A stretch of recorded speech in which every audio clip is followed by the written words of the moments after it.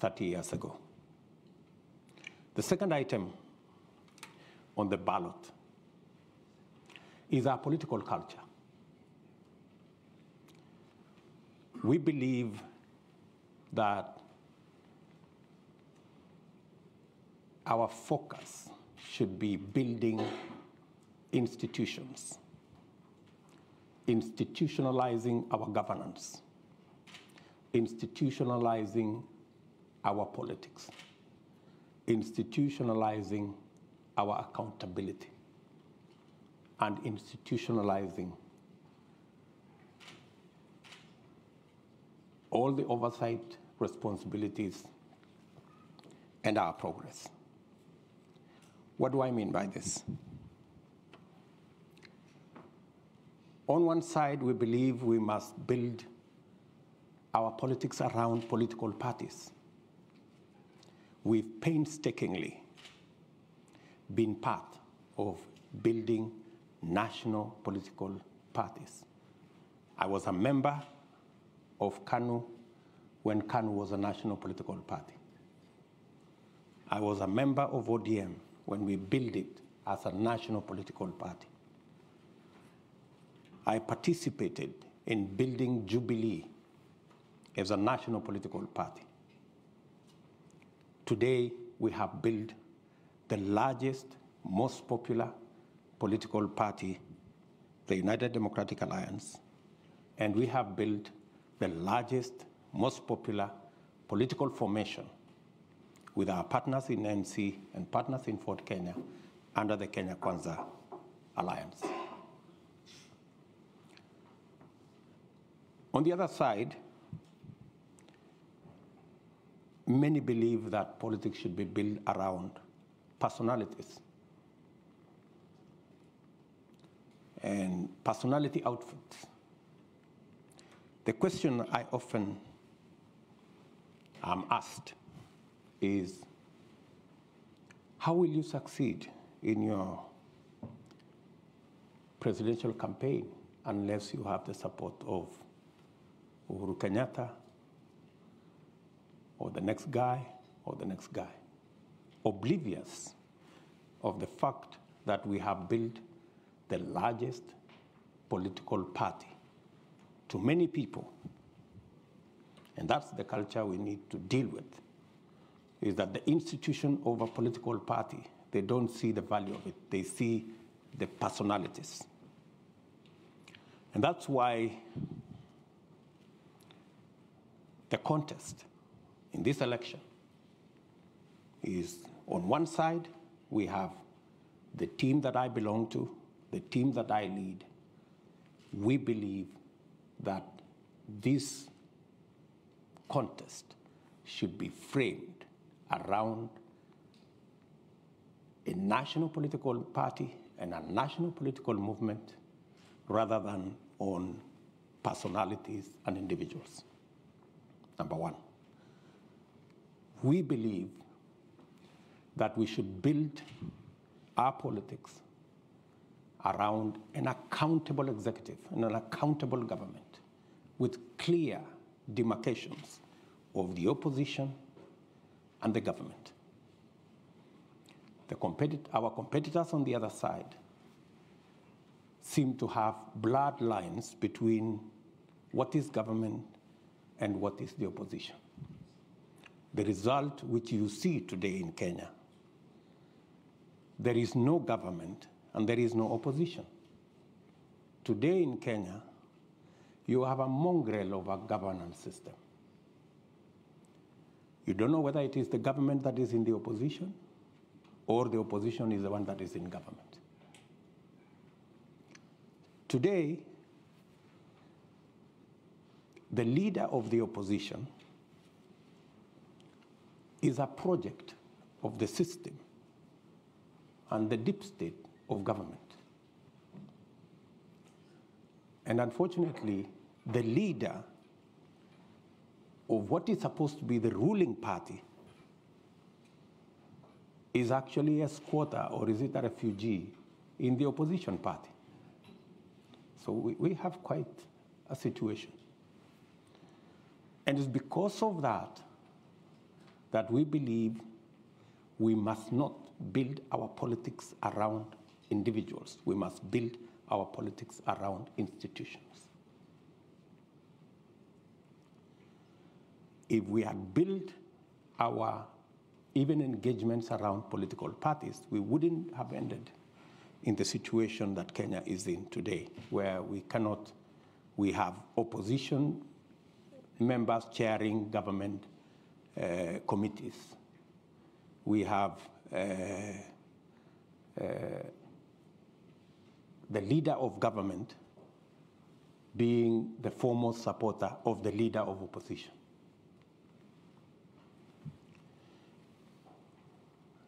The third issue on that subject of political culture and building institutions. Today, anywhere in Kenya, people will tell you the fight,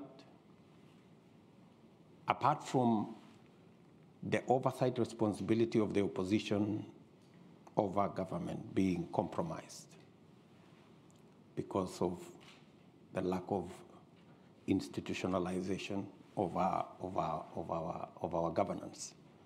Today, anybody in Kenya will tell you the fight against corruption is laced largely with political persuasion. If you have challenges of having stolen from the public, you only need to be a friend. You only need to profess that you support the handshake and you support the BBI, and you will have no consequences. It is our belief that accountability should be built and institutionalized. That's why we believe that the very first thing we must do in completing the implementation of the Constitution is to operationalize what the Constitution provides for, the judiciary fund, to give the judiciary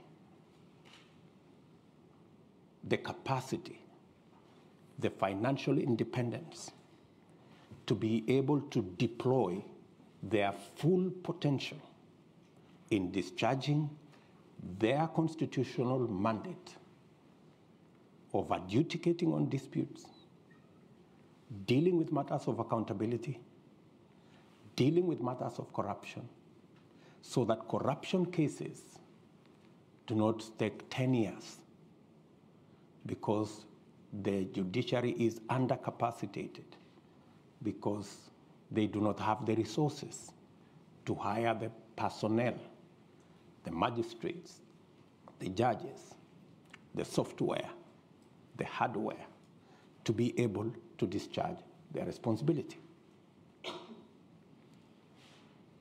At the very first instance, it's our commitment that we must operationalize the judiciary fund and get the judiciary to do independently what they are supposed to do. The second item is the entire criminal justice system, from the DCI to the Inspector General and all the investigative authorities in between, must also be given what the Constitution says, their financial independence.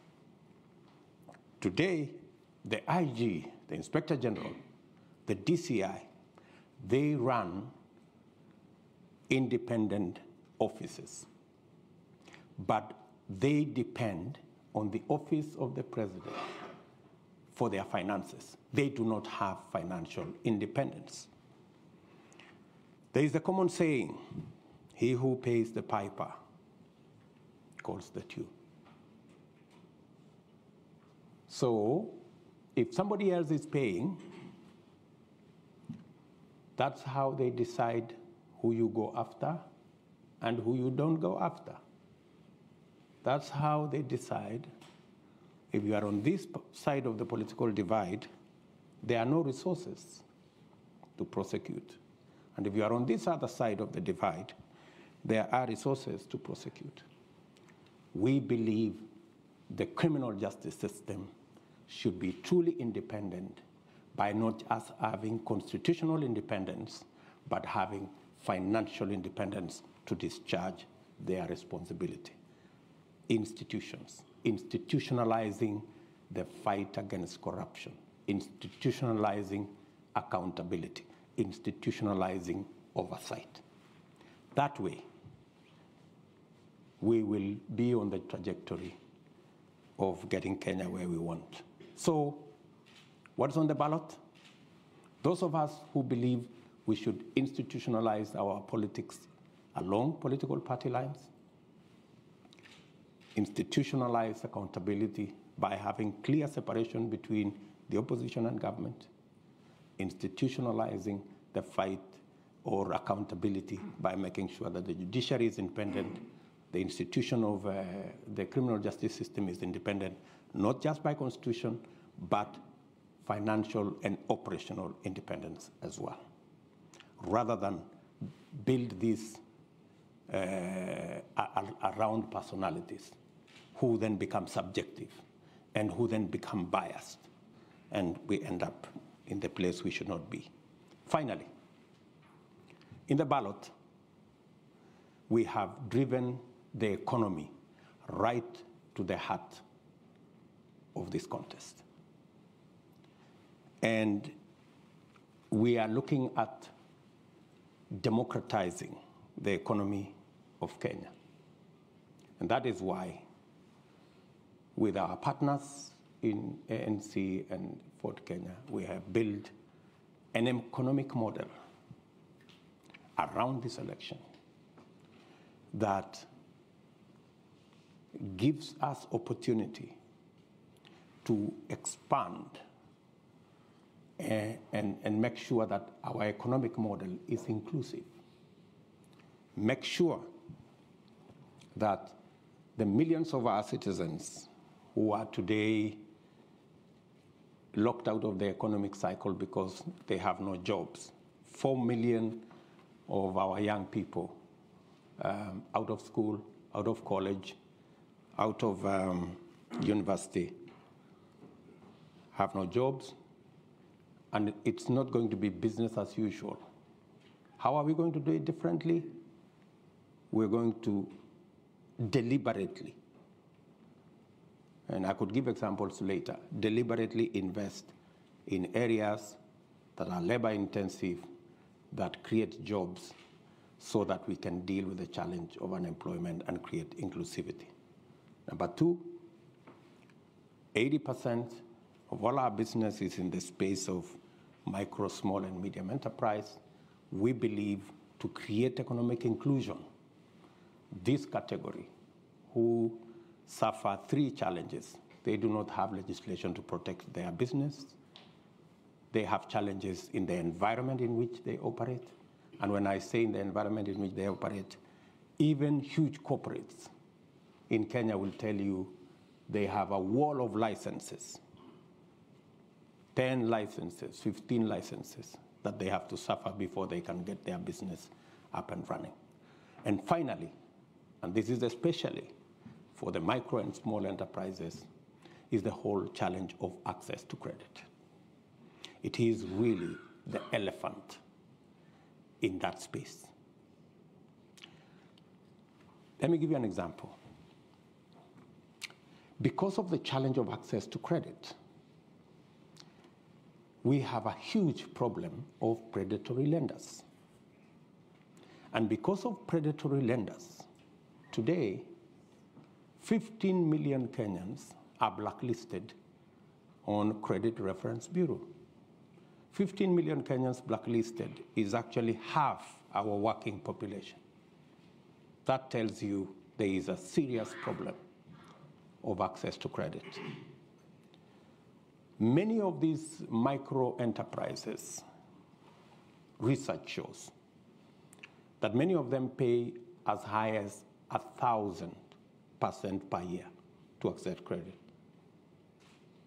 some 2,000%, while corporate success credit at 10%, the micro and small enterprises access credit all the way to 1,000%.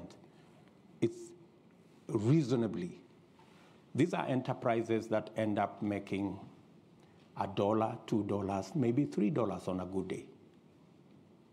And with just access to credit, reasonable credit, affordable credit, you can actually increase their income from $2, $3 to $6, $7. You can double their income just by making sure that we access credit. It's a challenge that we have, and it's a challenge we must deal with. Inclusivity again. And this is about the economy. And finally, we have to do something about the biggest sector that drives our economy. 25% of our GDP is contributed to by agriculture. 50% of our GDP, agriculture, plus all the linkages. So it's not possible to discuss the economy of our country without discussing agriculture. And agricultural transformation, right from interventions in seeds, interventions in fertilizer, interventions in market, interventions, getting rid of cartels, dealing with brokers, making sure that we have clear value chains. And if I give you an example, we are, for example, the largest producer of milk in the continent. We produce 5 billion liters of milk. But if you go to see our productivity, it's anywhere between 3 liters or 3 kilos and 4 kilos per cow. Same cow, same farmer, with a little bit of input on a different feed. You can actually take the same cow, same farmer, to 15 liters, 20 liters. You can triple, maybe quadruple their productivity. And we could turn around the fortunes of many, many, many in that space of agriculture. We import 180 billion shillings worth of food items into Kenya, when we have a huge farming community that can actually produce. 12 million households in Kenya are in the category that majority end up being net importers of food, yet they are farmers. We need to build the capacity, increase the productivity of these people who are already in the farms so that they can produce enough for them to eat. And with enhanced productivity, they can begin to help us manage the 180 billion import bill by supplying some of it. So that's really the trajectory I would want us to look at. So we have pushed this whole economic discussion into the equation. Our friends on the other side, maybe they will explain to you what I have heard them talk about is the old stories, the things that haven't made a difference in Kenya. And so I consider that, as I conclude, I consider that the people of Kenya have a choice that cannot be clearer. And it will determine whether we go forward as a stable, progressive, democratic, constitutional country, or we regress to what we see part of the world going. Maybe we see what's going on in Ukraine, that people are beginning to roll back democracy, go back to more authoritarianism and that kind of thing. And the people of Kenya, in my opinion, their choices are very clear. They will choose wisely, and they will choose the next government that they know can deliver prosperity going into the future and overcome their challenges. Thank you very much.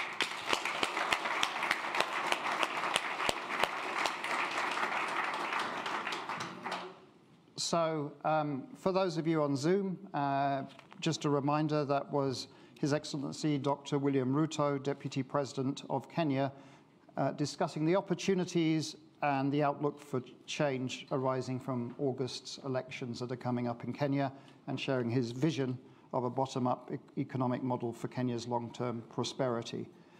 Just a reminder to everybody in this room that this event is the first of a series of events that we're organising at Chatham House on Kenya's 2022 elections and political developments. And next week, we will be advertising shortly. Raila Odinga will be speaking here also. So, if you want to ask questions, we're going to do this two ways. One is there's roving microphones in the room, and I'll start off that way. But we're also, via Zoom, receiving questions from all over the world.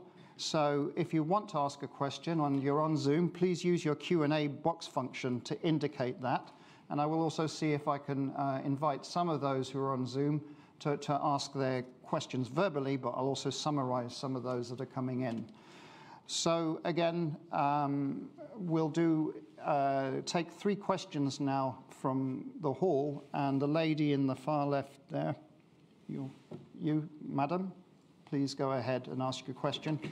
Thank you. Deputy President, we'll take questions in 3s, so if you just take down Your Excellency, Deputy President of Kenya, distinguished guests, Dr. Alex, my fellow Kenyans, first I say karibuni to our guests, and jambo. So, Mr. Deputy President, I've got 2 questions. First of all, let me just say, my name is Rosemary Adigor, and I'm the PR and Marketing Director for Azimio UK chapter. So I've got 2 questions for you. First, when you formed the government with His Excellency President Kenyatta, he treated you more like a principal. And in that case, you were given some of the most powerful dockets that, as any deputy president, we've never seen that sort of. So that was generosity from his part. But you also played because you also brought the number with you. So it was like this. So what I want to ask is, what are you going to do different, having seen the level of corruption and unprecedented corruption that engulfed our country to an extent whereby people can't even afford to buy milk, people can't even afford to buy even just oil, and yet we have people who they are just rolling in lots of money. They are just, they can have a car from Monday to Sunday, and Kenyans are starving. Second question, please, because we've got lots and lots of questions, please. So I just ask you, what are you going to do different to Kenyans? Second question, should you not win the election, are you going to concede defeat and be an advocate for peace in our country? Because we know the story, and we are all eyes open. We are watching. Thank you. So thank you. And lastly, I just No, two. The lady in the middle here, please. Ahmed. Yeah, we'll go for 3 plus 2. Excellency, Deputy President, thank you for sharing with us your convictions. I am Nashwat Megwar, Head of Political Practice at Concerto Global Public Affairs. I have 2 questions. The first one is a more political one. As we all know, on 9 August, there are many risks for a fair election. So on which tools do you rely to ensure a fair, transparent and inclusive election, and how can the international community support you this way? The second question is more economic. How can the international investors plug to your bottom-up platform vision to create employment and value in Kenya? And how can they become, as you say, true hustlers for Kenya? Thank you very much. And there was one gentleman there, you, sir. Yeah. One question, please, because I want to try and get a diverse number of questions. Ladies and gentlemen, distinguished guests, His Excellency, my name is Lashan Lethbridge, and my question for you today actually is just, the one. Kenya's shared prosperity in the region of East Africa can only happen if Kenya protects its borders and I'd actually like to hear your thoughts on the internal security of Kenya and its armed forces, and what your thoughts are to have a prosperous Kenya and a safe Kenya. Great. Thank you very much. Yes, I have been deputy president for 9 years. I don't know which dockets were given to me, because when President Uhuru Kenyatta formed government after the election, we've always had one president. We've never had two. And the responsibility over government has never been shared between Uhuru Kenyatta and myself. Our first term, we ran a coalition government, but I can tell you there was no single opportunity where my party held a PG outside President Uhuru's party. We had one parliamentary group, one government, one program, and it was all clear.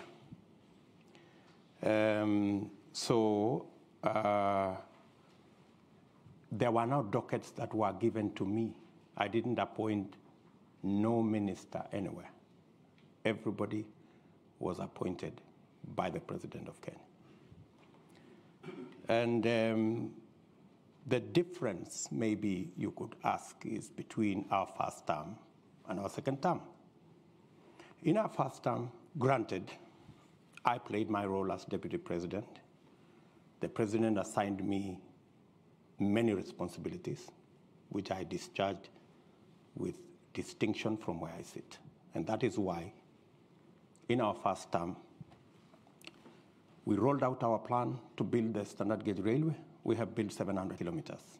I was part and parcel of the entire delivery plan. We set out to build 10,000 kilometers of tarmac road in Kenya. By June this year, in 3 months or so, we will have actually done 11,000 kilometers. I sat long hours with officials in government to design how that was going to happen. Same case to our TVET program. Same case to all the other programs that we delivered on our first term. And to demonstrate our success, we were re-elected in our second term with twice the margin we had been elected in 2013, clearly demonstrating that the people of Kenya were happy with our delivery. Unfortunately, in our second term, because of the political dynamics that came into play, the president told me that he wanted to do things differently. And he didn't want what had become normal in Kenya, that this was Uhuruto. He wanted a Uhuru. And I had a discussion, a candid discussion with him. And when he told me that's what he wanted, and he wanted to run this government because he wanted his legacy alone as the fourth president of the Republic of Kenya, I was not fussy about it, because he decided that whatever I did in the first term to coordinate the government programs, work on assignments that would consolidate our plan, he decided that he wanted somebody else to do it. And I didn't complain. So Executive Order number 1 came into force, establishing a different arrangement in government. And I had no quarrel with it, because that's how the president wanted to deliver on his second term. Unfortunately, the people who the president maybe gave that responsibility failed him, because the whole Big Four plan fell apart. The housing plan never took off. The universal health coverage never took off. The whole space on agricultural transformation faltered, and we didn't see any of that plan. In fact, at some point, it forced the president to change the plan. So we went away from the original plan of Big Four. We ended up with another plan called BBI, changing the constitution, working on all the rest of it, which unfortunately again went up in smoke because it was purely unconstitutional. So how do I do things differently? If we had done things the way we had done in our first term, making sure there are clear lines between the opposition and government so that government can be held to account, so that the opposition can play its role, so that instead of the opposition being lackeys and being brokers and being the ones organizing cartels in government and participating in corruption, they should be providing oversight. You're correct. You know, Kenya is in a worse place today. There is no oversight. The fellows who are supposed to provide oversight in the opposition are the ones driving the scandals from KEMSA to all these. They are the ones participating in the troubles. Coming to my grand lady here. Yes, there are people who are skeptical about whether we will have free, fair elections, and especially peaceful elections. The point of elections being violent for the last 3 elections has largely been the refusal by participants of the election to accept the outcome of the election. That has been the point of departure. I can say with a lot of confidence that the last 2 elections did not have tribal anglings. We largely ran 2 formations, one in NASA, one in Jubilee, that largely represented the face of Kenya on both sides. The only challenge that came is when our competitors refused to accept the outcome of the election, organized demonstrations, swore themselves in, did all manner of things, and drove the country into violence. The undertaking I give as a candidate, and I have done it publicly, is that William Ruto will accept the outcome of the election whichever way it goes.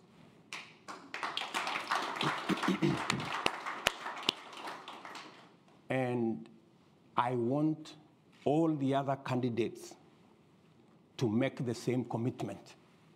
They have not made the same commitment. They are dodgy about whether they will accept the outcome of this election. In fact, many on that side, it's in the public domain, have said they will rig the election, right? Many on that side have said, to those who care, even if William Ruto wins this election, Uhuru Kenyatta will not hand over power to him. They've said that in public, right? So what we need is those of us as Kenyan leaders, the Kenyan public, and our friends in the international community to speak to all the candidates so that they can commit in public unequivocally that they will accept the outcome of this election. And I say so, especially the notorious ones. who have never accepted the outcome of any election until they commit that if they lose this election, which is most likely going to be the case, that they will accept the outcome of the election. That way, we can guarantee peace after the election by making sure that all the participants do what I have done publicly.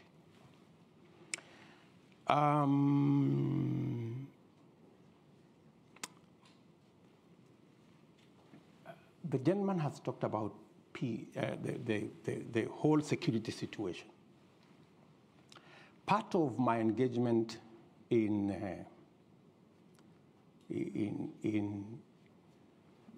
me reframe it first. Addressing ourselves to the inclusive economic model goes a long way in managing the security situation within our country, because many of times the contestations and the conflicts are around resource sharing.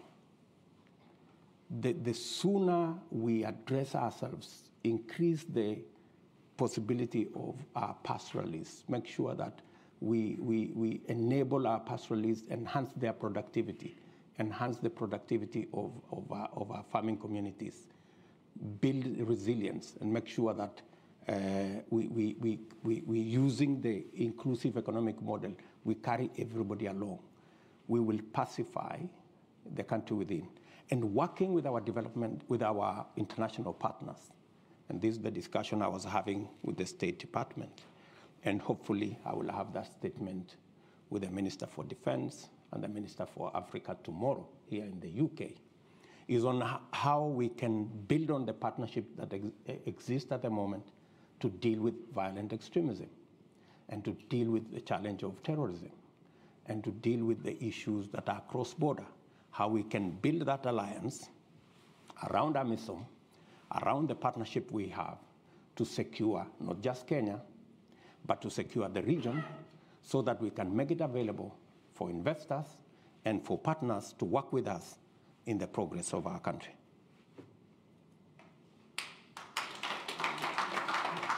So I'm going to take some of the questions coming in from the continent and beyond. So be patient, please. We've got way too many questions here to deal with in the short time we have. But I will also overrun 10 minutes today, and I will overrun next week by 10 minutes also, so we have equity. So first of all, we've got Mutone Mwajere from Nairobi. If we can, if you'd like to ask your question live, please go ahead. Mutone. Are you there? Hi, this is Mavani. Yeah, I'm here. Can you hear me? Yeah, please go ahead. We can hear you. This is Mavani Wanyaki. I had several questions, but I will respect Alex and ask one. How do you reconcile your stance as a defender of the Constitution today with the fact that you mobilized the no vote in the constitutional referendum of 2010? Thank you. Thank you, Mutone. We also have a program here called our Common Futures Conversations. And so our next two questions will be from young members of that project. For your information, Deputy President, the Common Futures Conversations project at Chatham House is a centenary initiative. We celebrated our centenary in 2019 that uses a bespoke online platform to provide space for young people in Africa and Europe to share perspectives on key global issues and engage in policy makers. We've received many questions from them, and we've chosen two to ask their questions live to you. So first of all, I'd like to invite Salome Nuzuku to ask the question. Salome, please go ahead. Thank you for the opportunity to ask this question. My name is Salome Nyanzuki. I am a founding member of the Common Futures Conversations community and also a Chatham House Youth Advisory panelist. Currently, I work at the Ministry of Foreign Affairs here in Kenya. Excellency Deputy President, how will you tackle violence against women, safeguard women's rights, and promote gender equality if elected as the 5th president of Kenya? Thank you. Thank you very much. And then the second question is from Daniel Orogo. Daniel, please go ahead. Hello, my name is Daniel Orogo. I am from Nairobi, Kenya. I am a member of the Chatham House Feature Conversation Program, and I am a panelist in the political governance. Your Excellency, the Deputy President, President Kenyatta has admitted severally in different platforms that there is nothing he can do to fight corruption. In fact, he has, in one occasion, thrown up his hands on air and says that there is nothing he can do. What do you want me to do? So as part of the presidency that you have been part of, I am interested to hear how you have seen in your campaigns that you do not really articulate about corruption. And I've heard your presentation about the fund, about institutionalization, but I admit that it is coming until late that you too have been dodgy about your agenda about fighting corruption. Is it by default? And if so, what is your pragmatic agenda in tackling corruption under your presidency if you will be elected? Thank you so much. Thank you, Daniel. And the final question is from Uredo Makoji, which is one about tourism, I believe. Uredo, please go ahead. No? No, Uredo? Okay. Maybe you answer those questions. Okay. Maybe let me start with Wanyeki. Let me tell Wanyeki, I am a Democrat. And when you are a Democrat, when you participate in a contest and you lose or win, you must accept the outcome of that contest. We went to a referendum. Yes, I mobilized the no vote because I had misgivings about sections, not the whole Constitution, sections of that Constitution. But when the people of Kenya decided that this is the Constitution they want to have, as a Democrat, I had to accept that this now is our document. And I have every right to defend the current Constitution because it is the Constitution of the Republic of Kenya. And I am a Kenyan. It is a paradox that William Ruto, who had misgivings about sections of the Constitution, today is the defender of the Constitution against the people who pushed for the adoption of the Constitution, who today have become the biggest enemies of the same Constitution. They want to mutilate the same Constitution. And it has to take William Ruto to defend the Constitution of Kenya. Isn't it an irony? I think the people on the other side have more questions to answer than I do. Salome. I quite agree with Salome that we must be even. We are the losers when we exclude women from the leadership of our nation. We have seen the value of women leaders. We have seen the contributions that they make.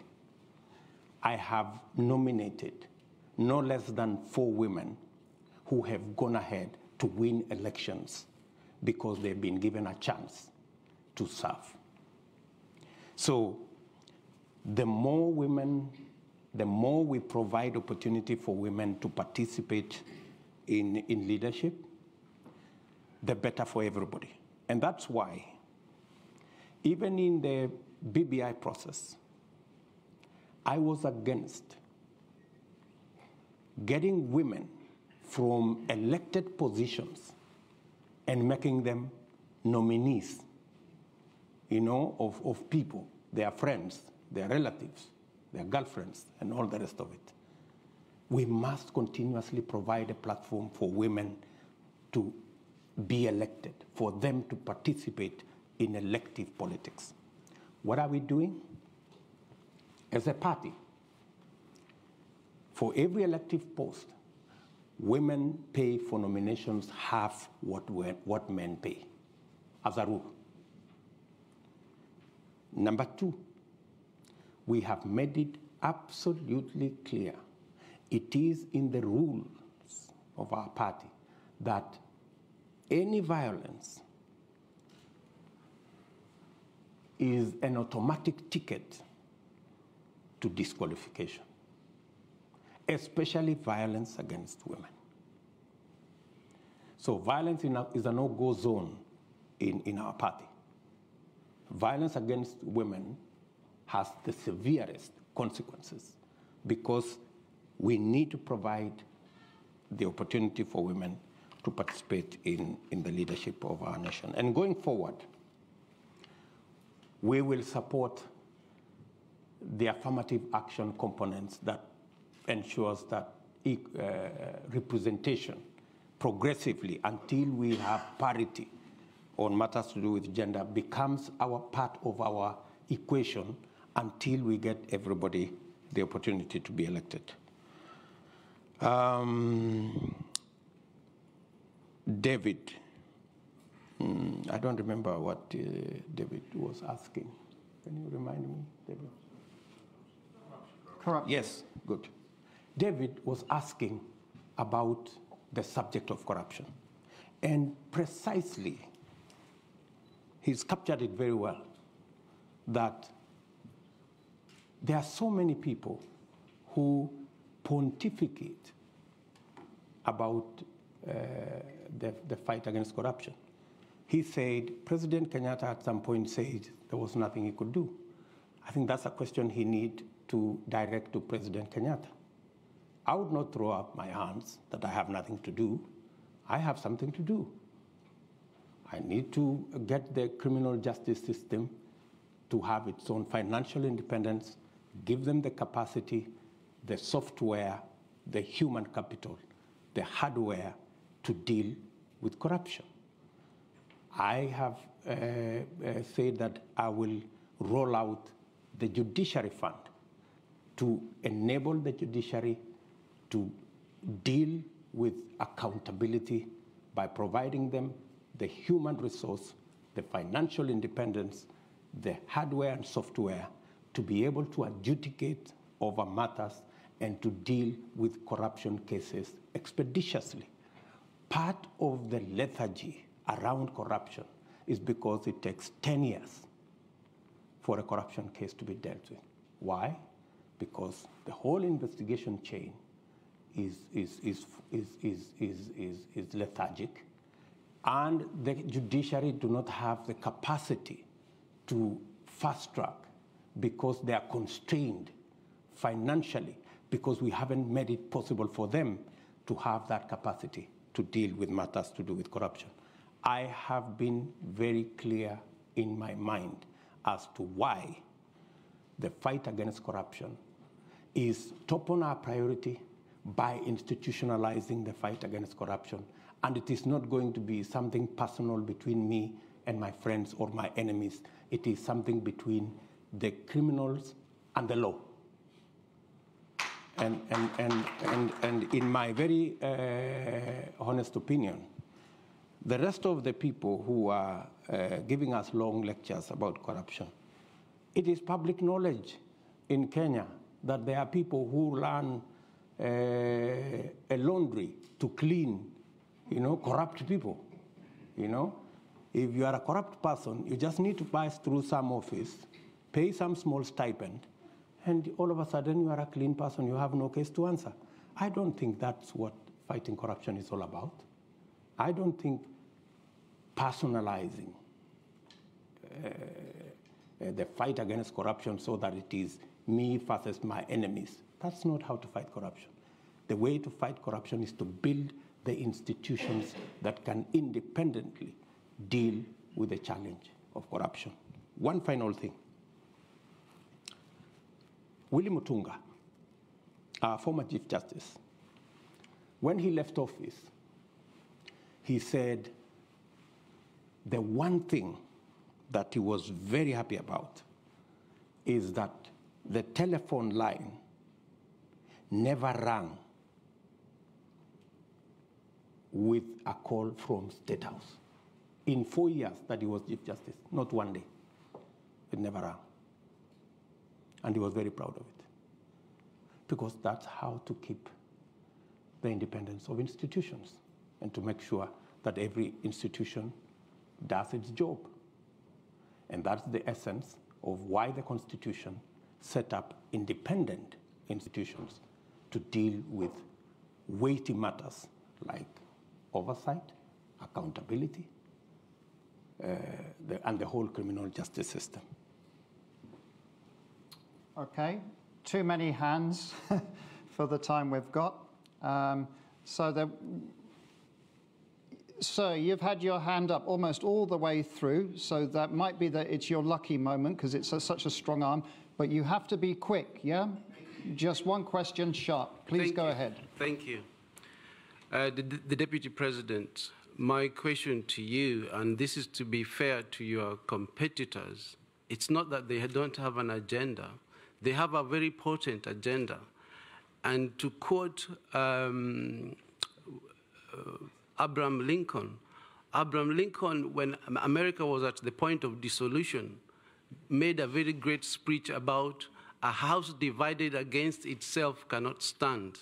And as a man of faith, are you saying the unity call by your competitors is not worthy, seeing that Kenya has been divided since independence, and the presidency has been circulating amongst two tribes, and the unity call and the marginalization of Kenyans is not an agenda? You're saying it's an old story?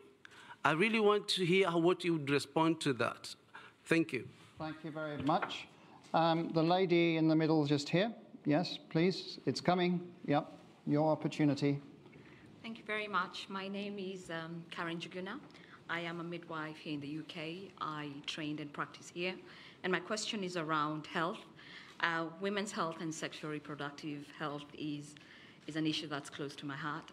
So I would like to ask, what are the plans for your government to tackle the high maternal mortality rate in Kenya? As you know, Africa as a whole, we contribute to 2/3 of maternal death in the world.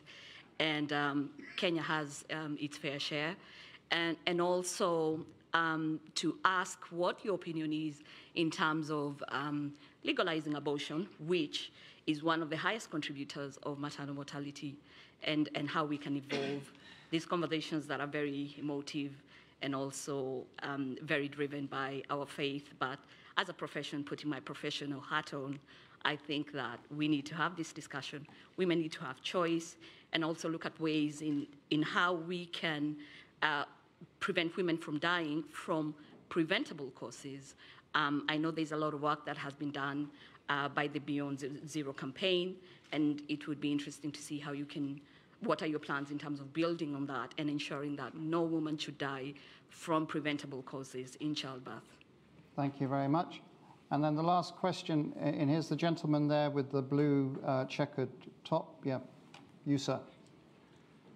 Good afternoon. My name's Joseph Muchibi.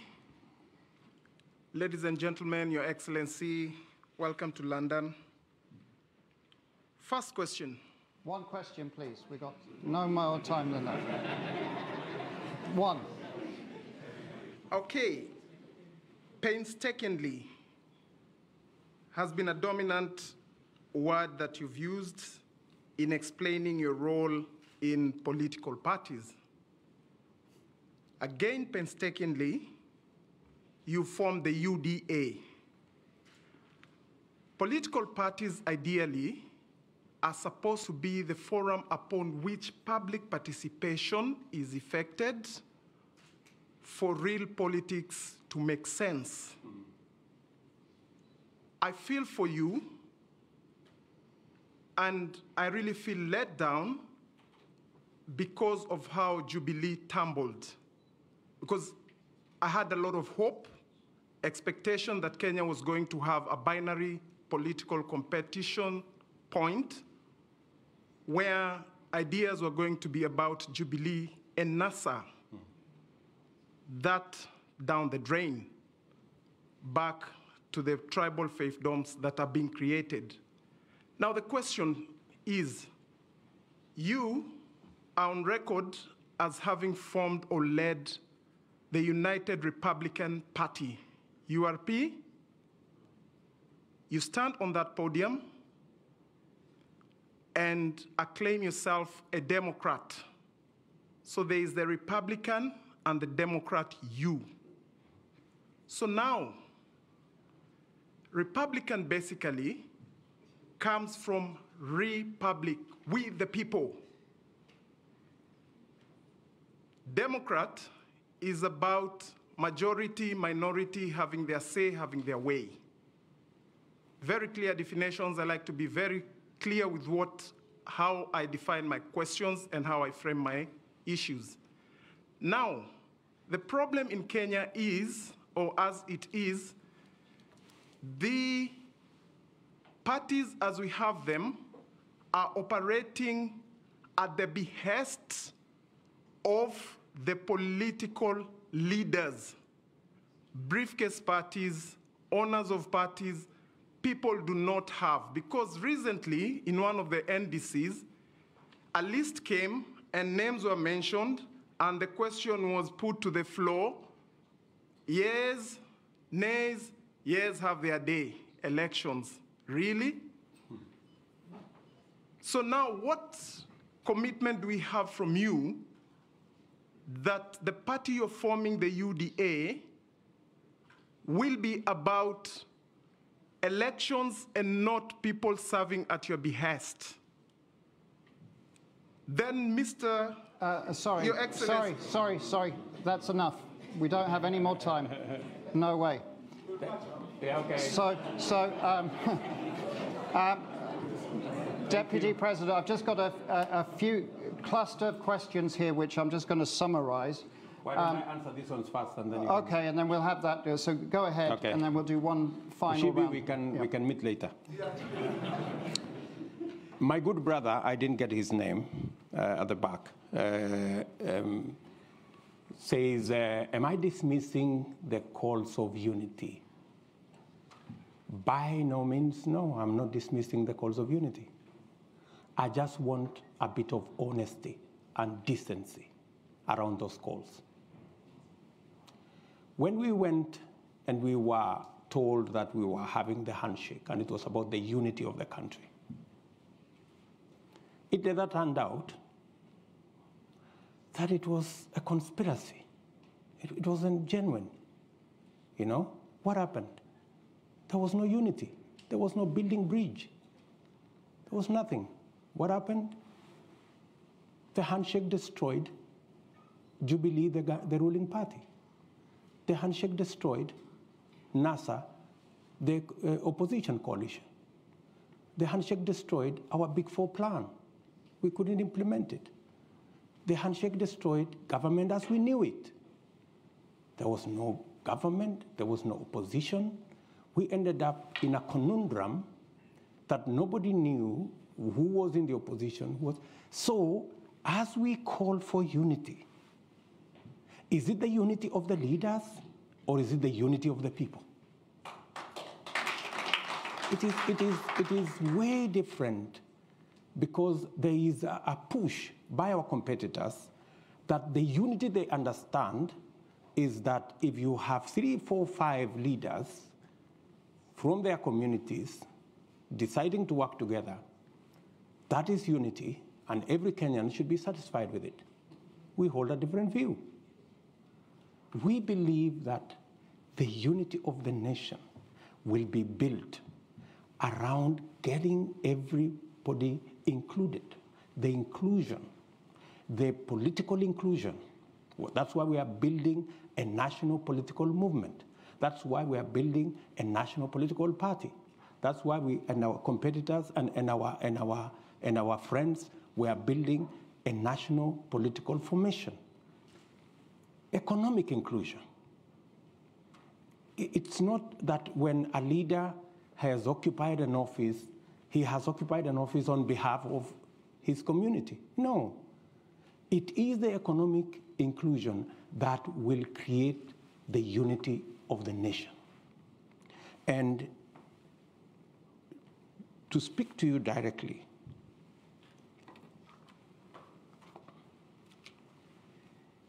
if you want to tell us today that you want us to believe you, that you are genuine about the unity of the country, you know? And you have just come from your commitment.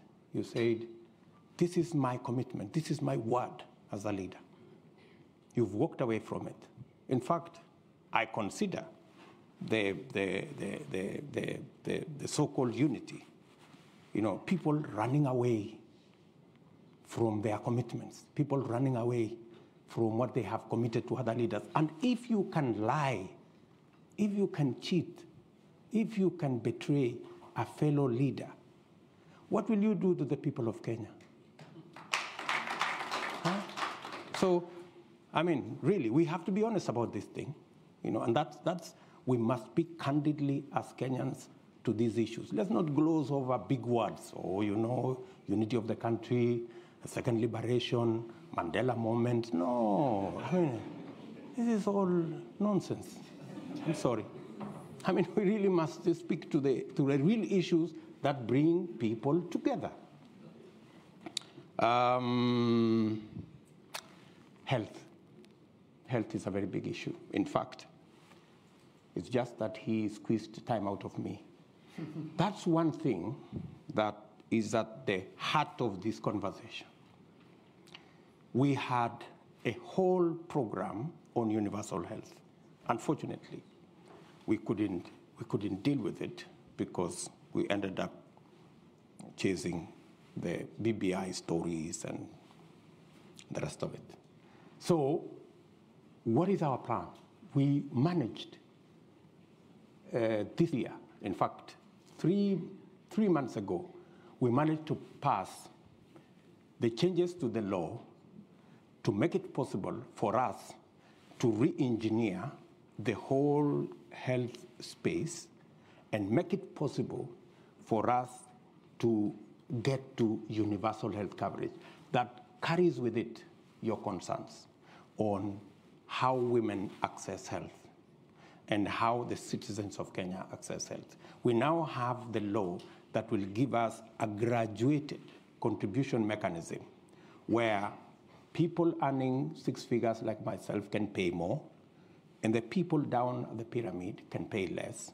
And it is our considered view coming from experts and complete with actuarial expertise that it is possible under the new arrangement for us to double, if not triple, the resources that will be available to manage our health under our new health program as passed by the law in Parliament. That way, we can be able to deliver health in a much more predictable, quality health in a better way. And with it, you know, when we came into office in 2013, I remember, I think it was in 2015, we then said that government of Kenya will pay through National Hospital Insurance Fund for every mother who gives birth. Many women avoided going to hospital because they could not afford, but we made it possible that every child must be born with health professionals in place. And that's why significantly we have reduced maternal deaths. With our universal health coverage properly rearranged, that will scale up those interventions.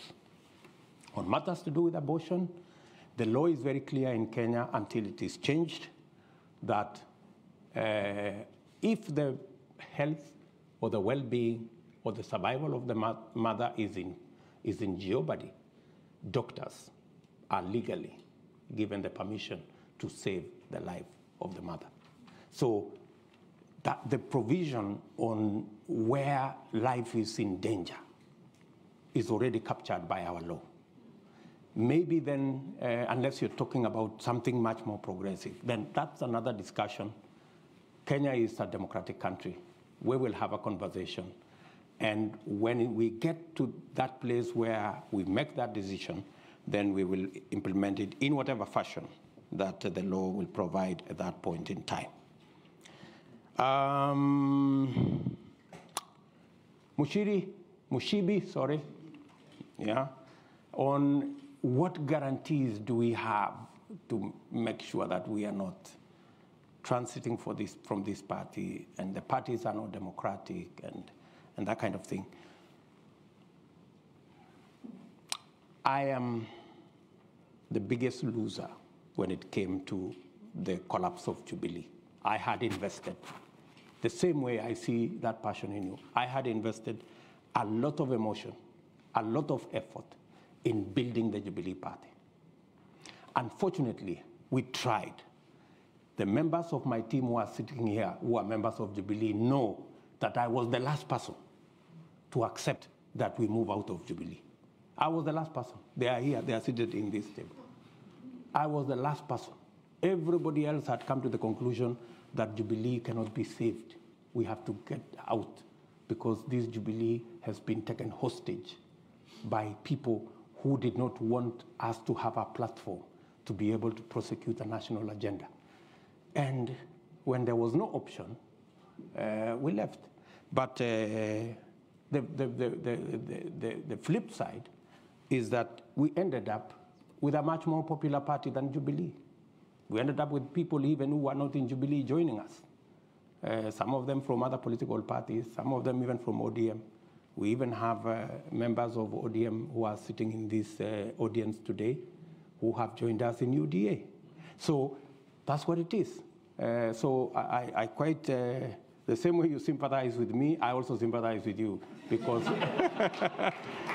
I could see you are a great believer in that party. We don't have any more time for questions from the audience.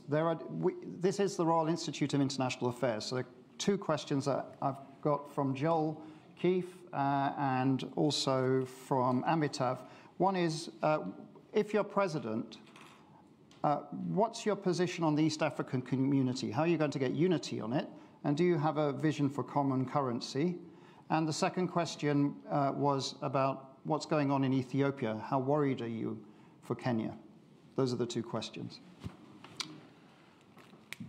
I have participated as Deputy President on many fora discussing what we need to do about East Africa community. We've moved it when we came into office. We've moved it several steps. In fact, today, I think the intra-trade in East Africa is about either 18 or close to 20%, making it the most progressive trading bloc in the African continent. We have provided the leadership for that to happen, eliminated barriers, requirements for people can now cross borders in East Africa using IDs. Students learning in different countries can pay fees using local currency. I think we are making that progressive. We are admitting DRC into EAC as part of building the necessary network that would enable us to do more trade. And I believe that EAC presents an opportunity for not just Kenya, but for the international community to work in the East Africa arrangement and access opportunities from any of the countries into the East African region. I also see EAC as a building block to Africa Continental Free Trade Area. That space is very important because it gives us in the continent latitude to access and to persuade investors from the rest of the world that we have a mechanism that they don't have to do multiple things in every country, that operating from one country, you can have access to the entire African market. As to the issues going on in Ethiopia, I believe from a Kenyan perspective that we must work with Ethiopia towards a peaceful resolution of what's going on in Tigray. Ethiopia is so important to Kenya because if anything were to happen to Ethiopia, it would put a lot of pressure to Kenya, because then we become the only country stable that can then, anchor that whole region. So Ethiopia is important to us. We have gone out of our way as a country to provide the mechanism for there to be a discussion, a dialogue, and possible a resolution of the issues in Ethiopia, so that together with Ethiopia, Kenya can begin to see how we can stabilize Somalia, complete the elections in Somalia, and make it possible for them to establish a government that we can work with, so that we can form the structures of government. With Ethiopia, again, work on South Sudan to complete the peace discussion there, so that we can also settle the government there, and also work with the Sudan, so that we can transit from the military to a civilian authority, again, to consolidate the whole of Africa and that region, so that we can have a peaceful neighborhood. Thank you very much. So first of all, first point, I want to apologize that we overran a bit. Your indulgence is much appreciated. We will overrun next week for the same amount. Secondly, you're of course all welcome to register for next week, so we'll be very happy to see you again. And also just to to tell you, in fact, the Deputy President mentioned the AFCTA. Well, we've got the the Secretary General of the AFCTA speaking at Chatham House at the end of this month, so we also hope that you'll come back and listen to that. And finally, most importantly, if we can all thank His Excellency Dr. William Ruto for being with us today.